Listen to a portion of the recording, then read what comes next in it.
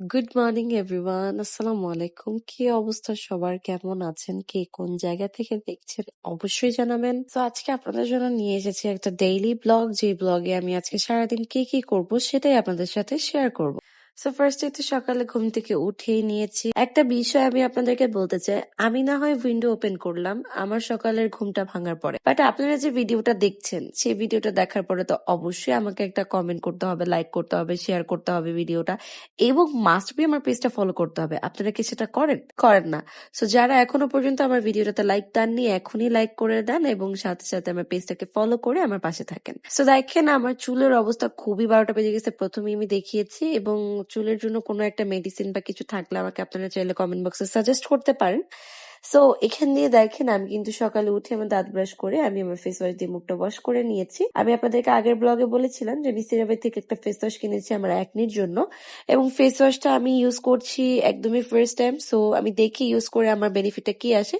যদি ফেস ওয়াশটা দেখি আমার একনির জন্য ভালো কাজ করেছে বা বেনিফিট ভালো পেয়েছি, তাহলে আমি অবশ্যই এটা নিয়ে একটা আলাদা করে আপনাদের জন্য শর্ট ভিডিও বানাবো এবং পুরো রুটিনটা আপনাদের সাথে শেয়ার করবো যে আমি আমার স্কিন কেয়ারের জন্য এখন কি কি মেনটেন করছি। সো সকালবেলা উঠে আমি একটা ময়শ্চারাইজার ইউজ করি, যদিও এটা ময়শ্চারাইজারের কৌটা না, এটা অন্য একটা কৌটা যেখানে আমি আমার ময়শ্চারাইজার ক্রিমটা আসলে নিয়ে এসেছি। আমার ময়শ্চারাইজার একদমই শেষ। আমি কি ময়শ্চারাইজার ইউজ করি, ইভেন আমার স্কিনে আমি কি কি ইউজ করি, আমি তো প্রথমে বললাম যে সেটা নিয়ে আমি আলাদা করে একটা ব্লগ আপলোড করব। এই ব্লগে আমি আর এগুলো নিয়ে কথা বলবো না। সো সকালের শুরুটাই হয় আমার মুখটা একদম ফ্রেশ ভাবে স্কিন কেয়ার করে, তারপরে আমি আস্তে ধীরে সব কাজগুলো স্টার্ট করে দিব। সো আমার যেহেতু এখনো হাতে অনেক অনেক কাজ, আমার ঘর গোছাতে হবে, আমার ঘরে কোনো কিছুই এখনো পর্যন্ত গোছানো হয়নি। আগে থেকে বলে দিই, ব্লগটা কিন্তু অনেক আগের, আমি বাংলাদেশ থেকে মালয়েশিয়া আসার পরে 2 থেকে 1 দিন পরেরই এটা ব্লগ। সো এটা আমি আপলোড একটু লেট করেই দিয়েছি, যেহেতু রমজান মাস ছিল। আমি না হয় রোজা রাখিনি, বাট বাদ বাকি সবাই রোজা রেখেছে, সো তারা হয়তো বা ইরিটেট ফিল করতে পারে ভিডিওগুলো দেখে।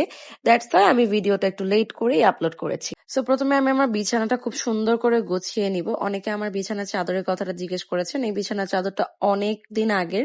সো আমি এটা বাংলাদেশে 2023 আর 24-এর দিকে আমি কিনেছিলাম, যখন আমার হাজবেন্ড প্রথম মালয়েশিয়াতে আসে। তো তখনের চাদরটা কিনে আমি ওর কাছে পাঠিয়ে দিয়েছিলাম। তো তখন আর ওই চাদরটা ইউজ করেনি। তো এখন আমি এই চাদরটা ইউজ করতেছি, তাই আমার এক্সাক্ট মনে নেই আমি চাদরটা কোথা থেকে নিয়েছি। সো এরপরে আমি দেখেন আমার জামা কাপড়গুলো ভিজিয়ে নিচ্ছি। এখানে আমি কিছু সংখ্যক কাপড় চোপড় আমি নিজের হাতে ধোবো, বাকিগুলো আমি ওয়াশিং মেশিনে দিয়ে দিয়েছি। তো ওয়াশিং মেশিনের গুলো হাফ শুকিয়ে বের হয়। তো এখানে আসলে প্রবলেম হচ্ছে ওয়াশিং মেশিনে তো সব কাপড় দেওয়াটা সম্ভব না, কারণ কিছু ফেব্রিক ওয়াশিং মেশিনে দিলে নষ্ট হয়ে যায়। তো এই যে এখানে যে কাপড়গুলো শুকা আমি উল্টে পাল্টে দিচ্ছি, এগুলোই বেসিক্যালি আমি ওয়াশিং মেশিনে দিয়েছি, কারণ ওর গেঞ্জির ফেব্রিক গুলো মোটামুটি একটু মোটা কাপড়ের আছে। সো ওগুলো ওয়াশিং মেশিনে দিলে আহামরি কোনো প্রবলেম হয় না। তো যাই হোক, তারপর এখানে আমি কাপড় চোপড় শুকানোর পরে আমি কিচেন রুমে চলে যাই এবং কিচেন রুমে গিয়ে আমি আমার সকালের ব্রেকফাস্টটা রেডি করি। গ্লাসটার একটা ইতিহাস আছে। গ্লাসটা হচ্ছে আরো 2 বছর আগের কেনা। ওই যে বললাম প্রথম দিকে আমার হাজবেন্ড যখন মালয়েশিয়াতে আসে, তখনই আমার জন্য এই গ্লাসটা আর আমার হেয়ার ব্যান্ড যেটা দেখছেন, এই হেয়ার ব্যান্ডটা আমার জন্য কিনে রাখে। আমি এটাকে গুতাগুতি করতেছি কারণ এটার মধ্যে একটা ম্যাজিক আছে, এটার মধ্যে একটা লাইট টাইপের একটা জ্বলে ওঠে, এই জন্য এটা বাড়ি দিচ্ছিলাম বারবার লাইটটা জ্বলার জন্য, বাট লাইটটা কোনোভাবে জ্বলতেছিল না। তারপরে এট লাস্ট আমি খোলার পরে লাইটটা জ্বলতেছে। সো ও আগে থেকে আসলে আমার জন্য টুকটাক কিছু কিনে রেখেছিল, আর 1-2 বছর আগে এগুলো কিনে রেখেছিল। সো দেখেন আমার নাচানাচি কে দেখে, মানে এটা লাইট জ্বললে আমার কাছে অনেক বেশি ভাল লাগে, আমি জানি না কেন। সো ওরা আসলে আগে থেকে একটা এক্সাইটমেন্ট কাজ করতো আমাকে নিয়ে, যে আমি আসবো ওর কাছে, আমি একসাথে ওর সাথে থাকবো এখানে, যার কারণে ও এত কিছু আমার জন্য আগে থেকে কিনে রেখেছিল। সো যাই হোক, এখানে দেখেন আমি একটা চকলেট মিল্কশেক ঢেলে নিয়েছি, সাথে আমি একটা ব্রেড নিয়েছি, ব্রেডটাও চকলেটের। আপনারা জানেন কিনা আমি জানি না, অনেকেই জানেন যে আমার চকলেট অনেক অনেক বেশি ফেভারিট। মানে চকলেট আপনি যদি আমাকে পুরো বছরও খাওয়াই রাখেন, আমার ভাত মাছ না দিলেও সমস্যা নাই। আচ্ছা, আমি আমার ব্রেকফাস্টটা শেষ করতে করতে আপনার সাথে ছোট্ট একটা স্টোরি শেয়ার করতে চাই। সেটা হচ্ছে, যেটা আপনাদের কাছে একটা স্টোরি হতে পারে, অনেকের কাছে একটা ইন্সপিরেশন হতে পারে। যেমন জীবনে তাকে বিয়ে করান, জীবনে তাকেই লাইফ পার্টনার বানান যে আপনাকে পছন্দ করে। যাকে আপনি পছন্দ করেন তাকে কখনো লাইফ পার্টনার হিসেবে চুজ করবেন না। যেমন এখানে আমার হাজবেন্ড কিন্তু আমাকে as a girlfriend, life partner, wife হিসেবে একদম অ্যাজ ওয়েল এজ প্রথম থেকেই দেখতো। ওর সাথে যখন আমার ফ্রেন্ডশিপটা শুরু হয় তখন থেকেই ও আমাকে অ্যাজ এ ওয়াইফ বা future wife, future life partner হিসেবে আমাকে দেখতো, বাট কখনো আমাকে প্রকাশ করেনি। আমি যেহেতু একটা একটা মেয়ে মানুষ, একটা ছেলের চাহনি, একটা ছেলের কথা বলা দেখলে এটা সবাই বুঝতে পারবে যে ও আমার দিকে কিভাবে তাকাচ্ছে, কিভাবে কথা বলছে। বাট আমি আসলে শুরু থেকে ওকে ফ্রেন্ড হিসেবে দেখতাম, ফ্রেন্ড হিসেবে ওকে আমি চাইতাম। ওর প্রতি আমার ওরকম কোনো ফিলিংস বা ওরকম কোনো ইন্টেনশন কখনোই ছিল না। বাট আমি বুঝতাম যে ওর আমার প্রতি ইন্টেনশন গুলো কাজ করছে।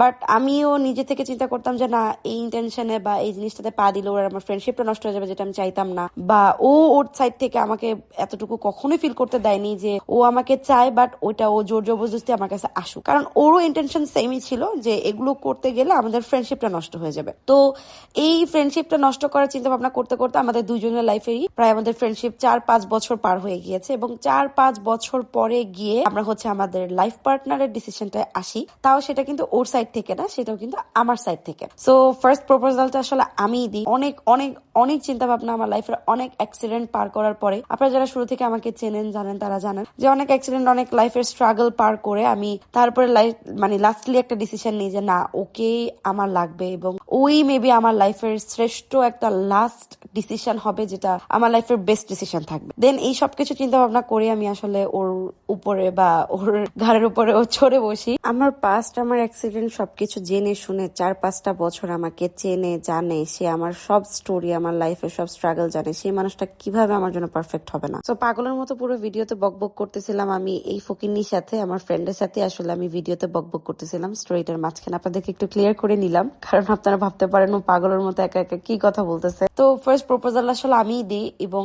আমার প্রপোজালের পর থেকে আস্তে আস্তে আমাদের রিলেশনের প্রায় 2 বছর হয়, এবং 2 বছরের মাথায় আমরা আসলে এই 2025 ডিসেম্বরের 24 তারিখে আমাদের বিয়ে হয়, যেটা আপনারা সবাই দেখেছেন। অ্যান্ড এটা আসলে আপনাদেরকে একটা স্টোরি, ওই যে প্রথমে বললাম একটা ইন্সপিরেশন, দুইটাই থাকবে। সো এটাই বলার ছিল যে আসলে চুজ করার ক্ষেত্রে একটু ভেবে চিন্তে চুজ করবেন, যাতে করে জীবনের লাস্ট দিকে আপনার আফসোস করতে না হয়। আর ওই যে বললাম যে আপনাকে যে পছন্দ করে আপনি তার কাছে যান, যে যাকে আপনি পছন্দ করেন আপনি তার কাছে যাবেন না, কারণ এটাই থাকবে আপনার লং ডিসিশন। তো আপনার সাথে স্টোরি শেয়ার করতে করতে এখান দিয়ে আমি আমার ঘরের সব কাজ শেষ করে ফেলেছি। আমি প্রথমেই বলেছি যে আমি বাংলাদেশ থেকে আসার পর আমি কিছুই গোছাইনি। সো আস্তে ধীরে আমি আমার কাপড় চোপড় গুলো খুব সুন্দরভাবে আমার আলমারিতে গুছিয়ে রাখি। দেন একটা র্যাক থাকে, র্যাক বলা যায় না, এটা ছোট একটা ওয়ার্ড্রপের মতো, ওটাও খুব সুন্দর করে ধুয়ে রাখি। দেন আমি আমার রুমটা খুব সুন্দর করে ঝাড়ু ঠাড়ু দিয়ে আমি চলে যাই আমার শাওয়ার নেওয়ার জন্য।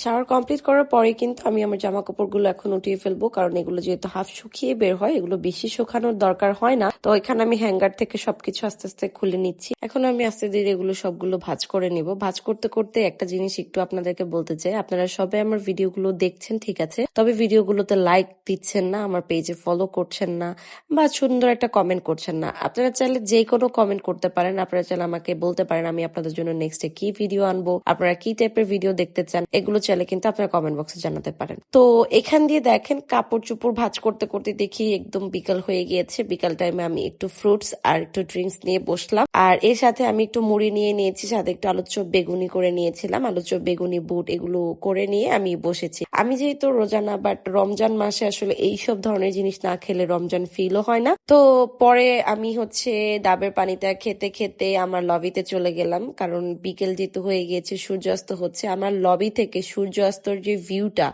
ওটা যে কি অসম্ভব সুন্দর লাগে। মাশাল্লাহ মাশাল্লাহ মাশাল্লাহ, আল্লাহ তাআলার সৃষ্টি কি যে অসম্ভব সুন্দর, মানে দুই চোখে না দেখলে এটা কখনোই বিশ্বাস করার মতো না। এত সুন্দর একটা বিকেল আমি সেদিন পেয়েছিলাম, যেটা আমি বলে বোঝাতে পারবো না। আসলে ক্যামেরার সৌন্দর্যটা ধরে রাখাটা পসিবল হয় না, বাস্তবে এটা আরো বেশি সুন্দর। তো অনেকক্ষণ দাঁড়িয়ে থেকে পরিবারের কথা চিন্তা করছিলাম, আমার ড্রিঙ্কসটাও শেষ করছিলাম, সবার কথাই মনে পড়তেছিল। তো এখানে আমার পরিবারের কথা মনে করতে করতে মনটা প্রচুর খারাপ হয়ে গিয়েছিল। তারপরে নিজেকে বুঝ দিলাম যে না, আসলে আমার আসল দুনিয়া হচ্ছে এখন আমার নিজের সংসার। পরিবার আত্মীয় স্বজন সেগুলো তো থাকবেই, বাট নিজের সংসার এখন সব থেকে বেশি আপন। তো চিন্তা করতে করতে পরে সংসারের কাজ করার জন্য চলে গেলাম কিচেনে, এবং কিচেনে গিয়ে আমার শাশুড়ি যে খাবারগুলো প্যাক করে দিয়েছিল সেখান থেকে একটা খাবার এখন আমি বের করব, মানে আনপ্যাক করব। গুড্ডু আজকে বলতেছিল যে আজকে আম্মু যেখান থেকে খাবার দিয়েছি ওখান থেকে একটা কিছু নামিয়ে রাখো, তোমার কোনো কিছু রান্না করা লাগবে না। আলহামদুলিল্লাহ, মালয়েশিয়া আসার পর থেকে এখন পর্যন্ত আমার কিচেনে সেই রকম কোনো কিছুই রান্না বাড়া করা হয়নি, সবকিছু ওই অফিস থেকে এসে রান্না করে। তো আমার আসলে কোনো কিছু রান্না করতে হয় না। তো বলে যে তুমি রান্না করবা না, তুমি জাস্ট আমি যখন রান্না করবো বা আমি যখন কাজ করবো তুমি আমার পাশে বসে থেকে আমার সাথে গল্প করবা, মানে ওর কথা হচ্ছে তুমি রান্না করবা না, রান্না করবো আমি, বাট তুমি সাপোর্ট দিবা। সো আলহামদুলিল্লাহ যে এমন একটা জামাই পাইছি যেটা আমার আনএক্সপেক্টেড ছিল। আমি আসলে কখনোই এক্সপেকটেশন রাখিনি যে আমার হাজবেন্ড আমার স্বপ্নের মতো এরকম টাইপের হবে। সো সবাই আমার হাজবেন্ডের জন্য দোয়া করবেন, আমার সংসারের জন্য দোয়া করবেন, আমার লাইফের জন্য দোয়া করবেন। আপনাদের কাছ থেকে দোয়া আর সাপোর্ট চাওয়া ছাড়া আর কিছুই চাওয়ার নাই। সো এই ছোট ছোট জিনিসগুলো যদি আপনারা আমাকে করেন, যে আপনাদের দোয়া এবং আপনাদের সাপোর্ট, আশা করতেছি আমার লাইফে আমাকে আগের দিকে নিয়ে যাবো বা সাকসেস দিকে নিয়ে যাওয়াতে আর কেউ আটকাতে পারবে না। সো এখানে কথা বলতে বলতে ও কিন্তু অলরেডি চলে আসছে অফিস থেকে, এবং অফিস থেকে আসার পর ও আমার জন্য এটার ভিডিওটা কিন্তু আপনারা অলরেডি দেখেছেন। একটা শর্ট ভিডিওতে আমি আপলোড করেছি যে আমার জন্য একটা সালাদ নিয়ে এসেছিল, এবং সালাদটা আমার কাছে খুবই ভালো লেগেছে, রিভিউ আপনাদের সাথে শেয়ার করেছি। তো রাতের বেলা বেসিক্যালি আমি এখন এই সালাদটাই খাবো, এবং এই সালাদটাই আমার রাতের ডিনার থাকবে। এখানে ও শুধু সালাদ আনে নাই, সালাদের পাশাপাশি ও কিন্তু বিরিয়ানিও এনেছিল 2 টাইপের, সাথে বিরিয়ানির রায়তাও নিয়ে এসেছে। সো আমি হালকা পাতলা অল্প একটু বিরিয়ানি খেয়েছি, বাকিগুলো ওই কমপ্লিট করেছে, আমি আমার সালাদটাই খেয়েছি। তো আমি আমার ওয়েট লস করার জন্য অনেক কিছুই রুটিন মেনটেন করতেছি। আপনারা যারা ওয়েট লসের কোনো জার্নি যদি দেখতে চান তাহলে আমাকে কমেন্ট বক্সে জানাতে পারেন, আমি আমার ওয়েট লস জার্নি গুলো আপনাদের সাথে শেয়ার করবো। অনেকে কমেন্ট করেছিলেন যে আপু তুমি আগে থেকে অনেকটাই শুকিয়েছো, সেটা কিভাবে করেছো। সো এই জার্নি গুলো যদি আপনারা দেখতে চান আমাকে কমেন্ট বক্সে জানাতে পারেন, আমি ট্রাই করবো আমার ওয়েট লসের জার্নিটা শেয়ার করার জন্য। তো এরপর আমরা আস্তে ধীরে আমাদের ডিনারটা কমপ্লিট করি। ডিনারে আমরা আসলে বেশি কিছু খাই না, আমার ওই দিনই আসলে রাইস খাওয়া হয়েছিল। এই বিরিয়ানিটা আমি রাইস একদমই টোটালি রাতে খাওয়া বন্ধ করে দিয়েছি। রাইসটা আসলে রাতে খাওয়াটা আসলে ওয়েট লসের জন্য অনেকটাই হার্ম, বিকজ রাইস হচ্ছে অনেক ফ্যাট। এরপরে খাওয়া দাওয়া কমপ্লিট করে আমরা চলে যাই আমাদের নিচে গ্রাউন্ড আছে, গ্রাউন্ডে। আপনারা জানেন যে আমাদের গ্রাউন্ডে সুইমিং পুল আছে। সো